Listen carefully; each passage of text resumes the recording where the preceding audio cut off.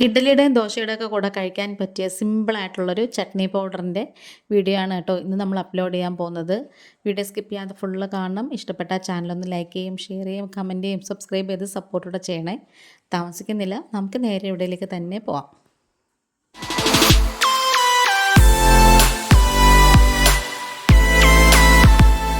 ഇതിന് വേണ്ടിയിട്ട് ചുവട് കട്ടിയുള്ളൊരു ചീനിച്ചട്ടി വെച്ച് കൊടുക്കാം. അതിലേക്ക് 1 കപ്പ് ഉഴുന്ന് ചേർത്ത് കൊടുത്തിട്ടുണ്ട്. പിളർപ്പ് ഉഴുന്നോ മുഴുവനോ ഏത് വേണമെങ്കിലും എടുക്കാം. ഞാനിപ്പം മുഴുവനും ഉഴുന്നാണ് എടുത്തേക്കുന്നത്.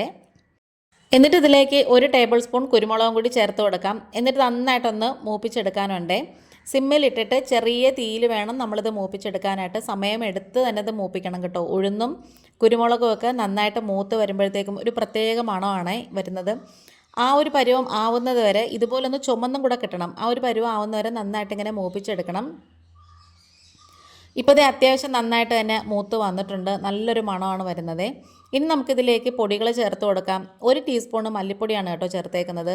അതും കൂടി ചേർത്തിട്ട് ആ ഒരു പച്ച മണം മാറുന്നത് വരെ നന്നായിട്ട് ഇങ്ങനെ മൂപ്പിച്ചെടുക്കണം. മല്ലിപ്പൊടിക്ക് എപ്പോഴും മുളക് പൊടിയേക്കാളും മൂപ്പ് കൂടുതലാണ്. അപ്പം നമ്മൾ മല്ലിപ്പൊടി ആദ്യം ഒന്ന് ചെറുതായിട്ട് മൂത്തതിന് ശേഷം മുളക് പൊടി ചേർക്കുന്നതാണ് നല്ലത്. അപ്പം ഞാൻ ഇന്നിവിടെ പിരിയൻ മുളകിൻ്റെ പൊടിയാണ് കേട്ടോ എടുത്തേക്കുന്നത്. അത് ഏകദേശം 1/4 ടീസ്പൂൺ എടുത്തിട്ടുണ്ട്. ചെറിയൊരു കളറിന് വേണ്ടിയിട്ടാണ്. കാരണം എന്ന് വെച്ചാൽ കുരുമുളകിൻ്റെ എരിവുണ്ടല്ലോ, വേറെ നമ്മൾ അത്യാവശ്യം എരിവിന് വേണ്ടിയിട്ട് ഒന്നും ചേർക്കുന്നില്ല. അതും കൂടി ചേർത്ത് നന്നായിട്ട് ഇങ്ങനെ ഒന്ന് മൂപ്പിച്ചെടുക്കണം. ഇനി ഇത് നന്നായിട്ട് തണുത്തതിന് ശേഷം മിക്സിയുടെ ജാറിലിട്ട് പൊടിച്ചെടുക്കാമേ. നമ്മളിവിടെ ഈ ഒരു രീതിയിലല്ലാതെ കറിവേപ്പിലയും പരിപ്പും ഒക്കെ ചേർത്തിട്ട് വേറെ രീതിയിലും ഇതേപോലെ ചട്നിപ്പൊടി ഉണ്ടാക്കാറുണ്ട്. ഈ ഒരു പൊടി ഉണ്ടെങ്കിൽ ഇഡ്ഡലിയും ദോശയ്ക്കും കൂടെ കഴിക്കാൻ നല്ലതാണ്.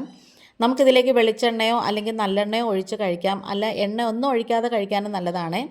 നന്നായിട്ട് തണുത്ത് വന്നതിന് ശേഷം ഞാനിത് മിക്സിയുടെ ജാറിലേക്ക് ഇട്ട് കൊടുക്കുവാണ്. അപ്പോൾ ഈ ഒരു പരുവത്തിലാണ് കേട്ടോ ഇരിക്കുന്നത്. ഇനി ഇത് നമുക്ക് ഒന്ന് പൊടിച്ചെടുക്കാം. ചെറുതായിട്ടൊന്ന് പൊടിച്ച് എടുത്തിട്ടുണ്ട്. ഇനി ഇതിലേക്ക് 1 തുടം വെളുത്തുള്ളിയാണ് കേട്ടോ ചേർത്ത് കൊടുക്കുന്നത്. ഇത് ആദ്യം പൊടിച്ചെടുത്തതിന് ശേഷമാണ് നമ്മൾ വെളുത്തുള്ളി ചേർത്ത് കൊടുക്കുന്നത്. അതുപോലെ തന്നെ ആവശ്യത്തിനുള്ള ഉപ്പും കൂടി ചേർത്ത് കൊടുക്കാം. പിന്നെ കുറച്ച് കായപ്പൊടിയാണ് കേട്ടോ ചേർത്ത് കൊടുക്കുന്നത്. കുറച്ച് മതി. അതും കൂടി ചേർത്തിട്ട് നന്നായിട്ട് ഇങ്ങനെ ഒന്ന് പൊടിച്ചെടുക്കണം. അപ്പോൾ നമ്മുടെ ഇഡ്ഡലി പൊടിയുടെ പണി ഏകദേശം കഴിയാറായി. അപ്പോൾ ഈ വീഡിയോ കണ്ടുകൊണ്ടിരിക്കുന്ന സമയത്ത് ചാനൽ നിങ്ങൾക്ക് ഇഷ്ടപ്പെടുകയാണെന്നുണ്ടെങ്കിൽ ഒന്ന് സബ്സ്ക്രൈബ് ചെയ്ത് സപ്പോർട്ട് ചെയ്യണേ. ഇന്നിപ്പോൾ ഇത്രയേ ഉള്ളൂ. വീണ്ടും വരാം. Thanks for watching.